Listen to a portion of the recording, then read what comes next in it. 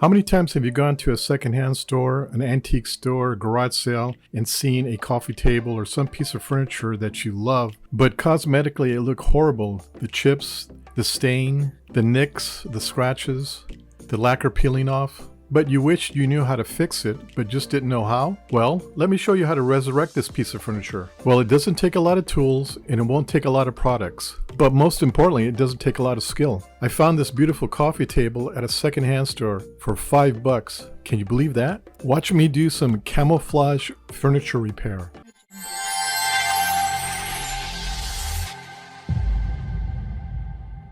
Hi you guys, welcome back. And if you're new to my channel, I would like to take the time out to say welcome and hope to see you again and again. Here's a close-up of the table. As you can see, it's got nicks on the edges, scratches, water stains, and some deep gouges. Now, because this piece of furniture is not made out of solid wood, the top itself has a photo finish on top of it, meaning it's like a piece of wallpaper that looks like wood. They glue it right on top of the top. So the last thing you want to do is strip this thing, because if you strip it, you're going to destroy the wallpaper, so to speak. So what I'm going to do is do some camouflage furniture repair. What does that mean? All I'm going to do is apply matching stain to the areas that need it. This is the best way how to repair this thing without anyone really noticing it. I'm going to have some family over for Thanksgiving, so I need to get this done right away. Plus, there's some bad weather coming in. It's the end of the warm weather. Since I'm doing this outside, I only have a few days to do this. So let's get to work.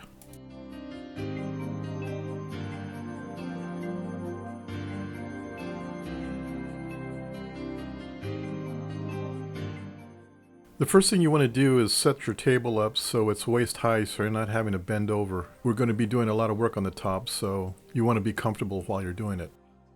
Plus, it'll give you better visibility of what you're trying to repair. Then take a rag and just wipe the whole thing down with some lacquer thinner and lightly sand the whole top with some 220 sandpaper. Once that's done, we're going to be applying some mahogany gloss stain. It's a stain and poly mixture made by Verithane. You can get this at Home Depot. The stain seems like it's a little thicker and it dries hard. Now what we're going to do is go to all the nooks and crannies and scratches, and we're going to apply this stain as shown. As you can see, there's some areas here that are chipped. Typically what you would do is you would sand it, but all we're going to do here on this repair is we're just going to camouflage it. So all we're doing is applying stain. You can't put a lot of stain on at one time to get the color. So what you're going to have to do is apply 1 or 2 light coats, let it dry, and then come back and do another coat until you achieve your color. Each time you add a coat, the color becomes darker and darker. If you want to apply some putty on some of these gouges, that's totally up to you, but I'm not going to do that at this time. All I want to do is to make the table look even in color. All the nooks and scratches won't be noticeable once we put the lacquer on. The reason why I'm doing this is that the table's nice looking, but it is a cheap table. It does have that photo finish on top, so it is a cheap piece of furniture, but it looks really nice, so I'm not going to put a lot of time into it. I just want a down and dirty repair job.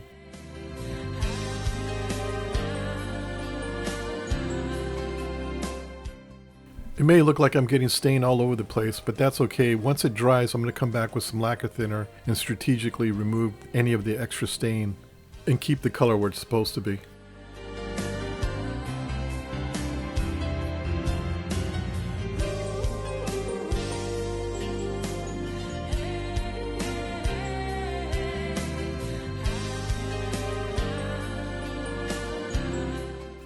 As you can see, I'm doing a little blending here.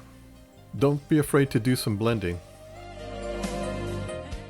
If you have a problem in the knee area, you want to pay a little more attention to it because that part gets seen more than any of the other parts besides the top. So take a little more extra time in this area.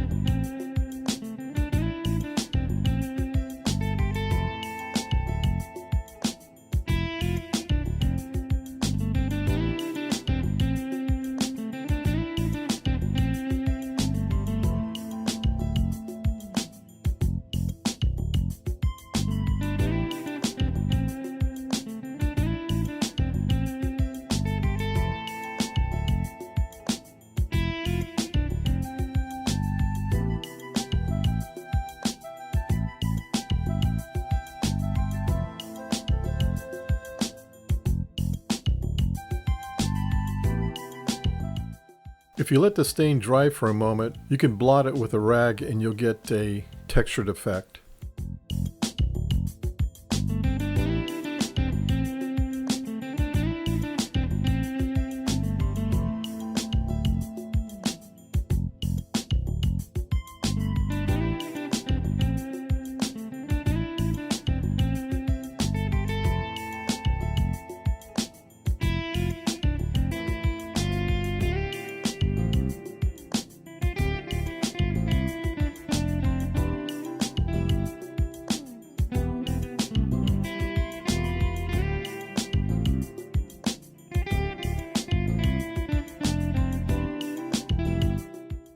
This area is dry, so I'm going to go ahead and add another coat.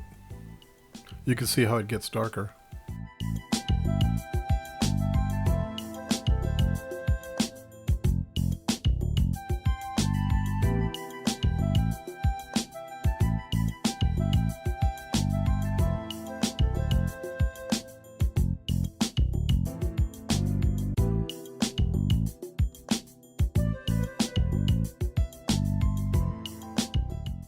As you can see, I'm using a square brush, but use whatever brush you're comfortable with. Now we're going to work on the top. We're going to do the same method, just go ahead and stain the areas that need to be stained.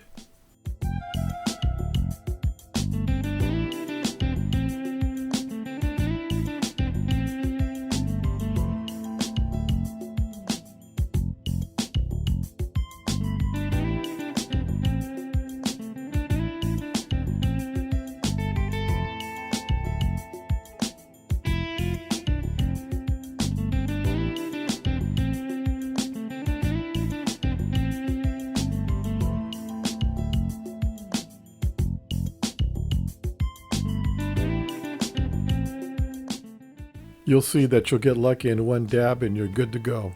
Others may take a little bit more work. But all in all, this is kind of fun.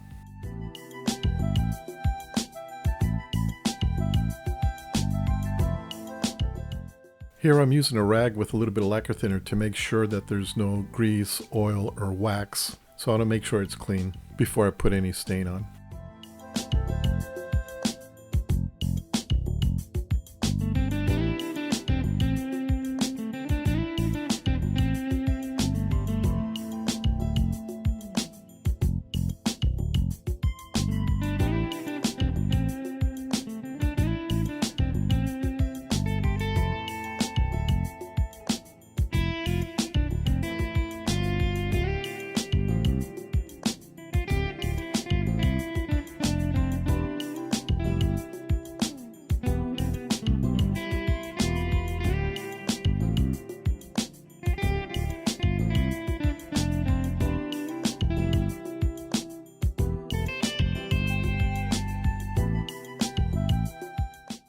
Now that you got color on all your nicks and crannies and scratches and nicks, go ahead and put one heavy coat of lacquer. I'm using a semi-gloss lacquer.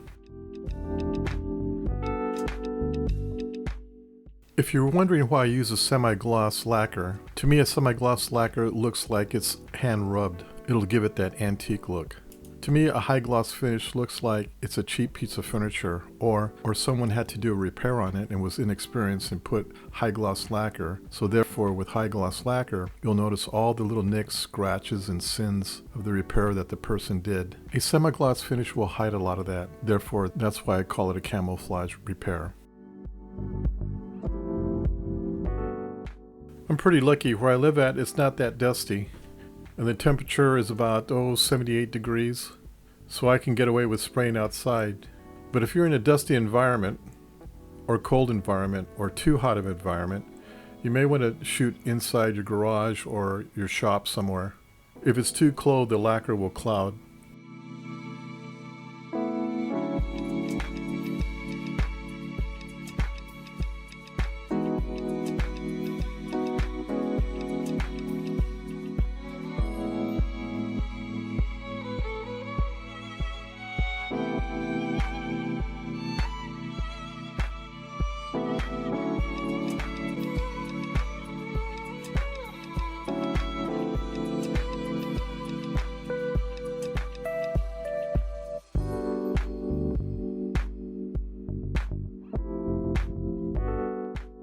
As you can see, I'm spraying a little extra lacquer in this area because I have a lot of divots in this area. I'll show you how to deal with those here in a second. Now that we got our heavy first coat down, we're going to let it dry overnight and come back tomorrow. Here it is the next day, and I'm using some 220 and I'm lightly sanding the top. The reason why I'm doing this is to obviously remove any of the nicks or pits that the lacquer left.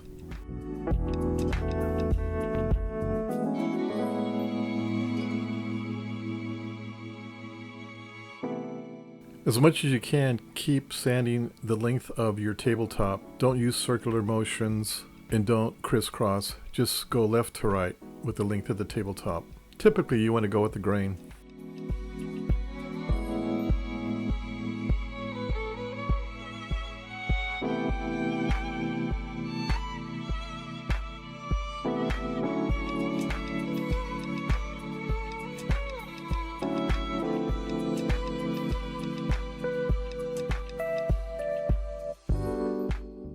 You can see I have a valley or a divot in here that I'm going to have to fill. We'll talk about that in a second.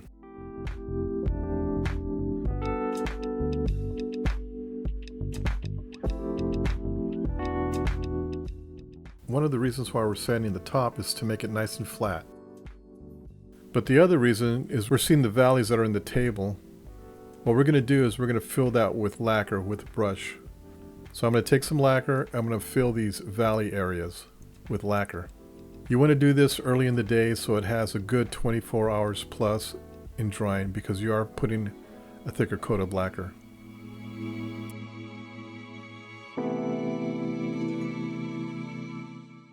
As you can see, I'm using a spar urethane lacquer. It's a semi-gloss made by Varathane.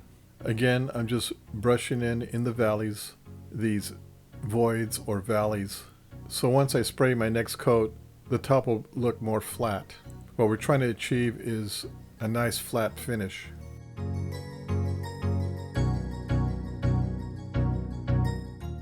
As you can see, I have all these little divots. All of these need to be filled. Hopefully you got some headsets on, listening to some good music or one of those books on tape. This can be very relaxing. I can't stress enough that you need to make sure that you fill all these divots. Look at it from different angles. That way you can catch the light to see exactly where that divot's at and fill it. If you don't fill it, you're going to see a divot in your table.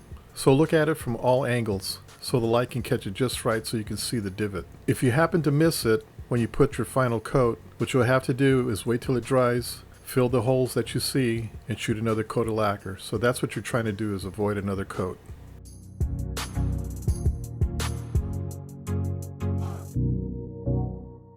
Once you got your divots filled, shoot another coat of lacquer.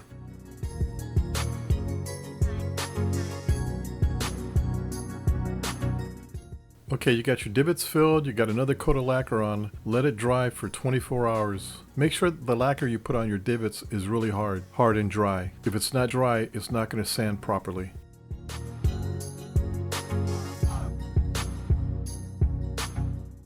Okay, with the sanding block, you're going to put your 220 sandpaper and you're going to lightly sand the whole table. When you get to the area that has the lacquer with the divots, it's going to be like a mountain. What you're going to do is you're going to sand the top of the mountain down to where it's flush with the whole top. Lightly sand it. If you put too much pressure, you'll peel off the lacquer. So lightly sand it down.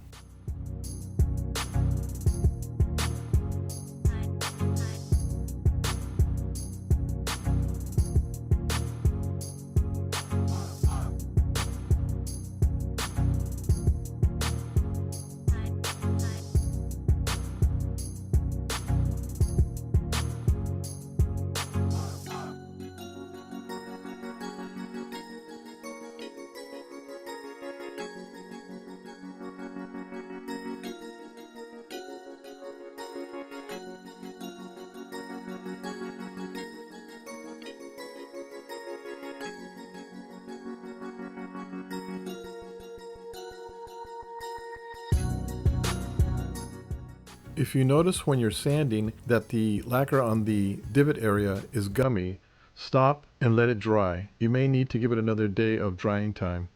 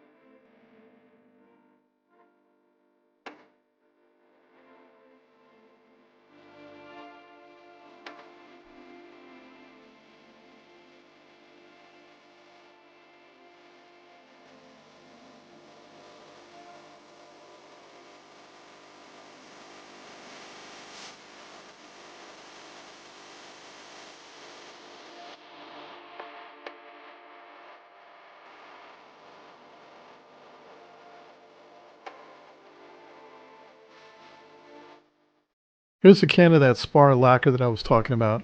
We're going to spray another coat all over the table again. If you want, you could shoot the sides if you want, if it needs it. Make sure before you spray though that you wipe your tabletop down with a rag and lacquer thinner.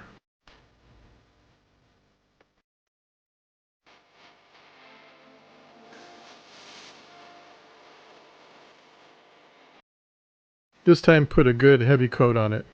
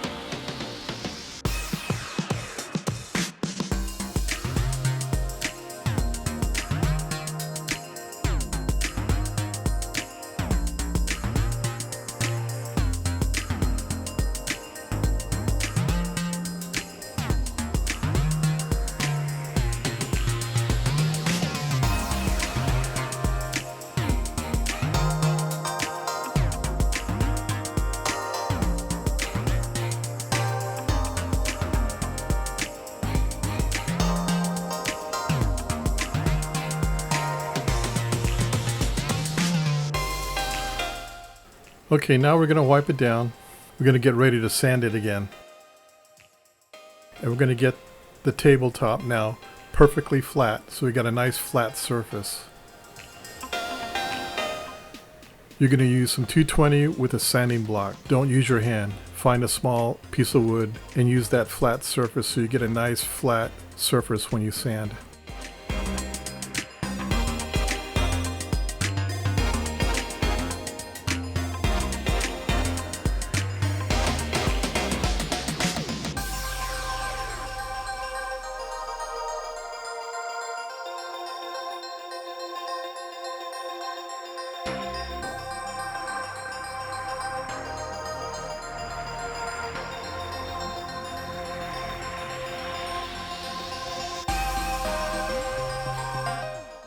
You can see how much you need to sand. If you look on the left side there, that's what you want. You want the whole complete top white like that, as opposed to the right. So you really need to sand it down pretty good, but don't sand it too much to where you get down to the tabletop.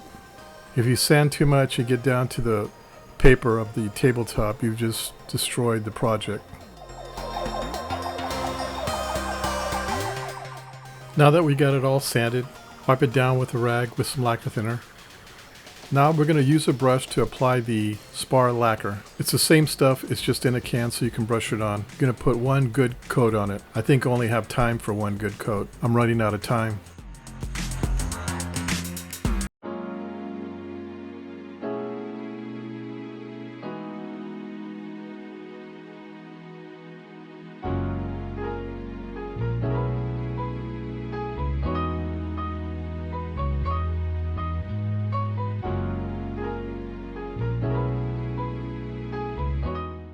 When brushing this on, make sure you use long strokes as much as possible. The longer the strokes, the more even the lacquer is going to lay down.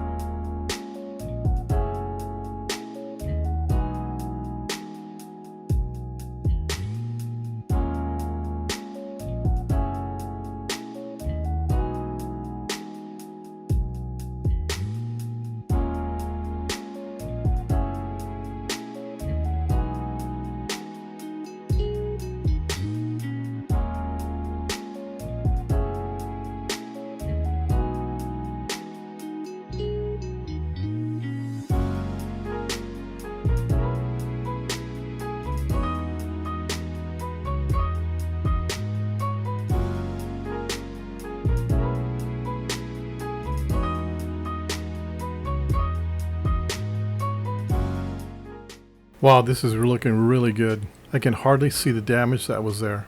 Unless you knew it was there, you wouldn't notice. And that's what we want.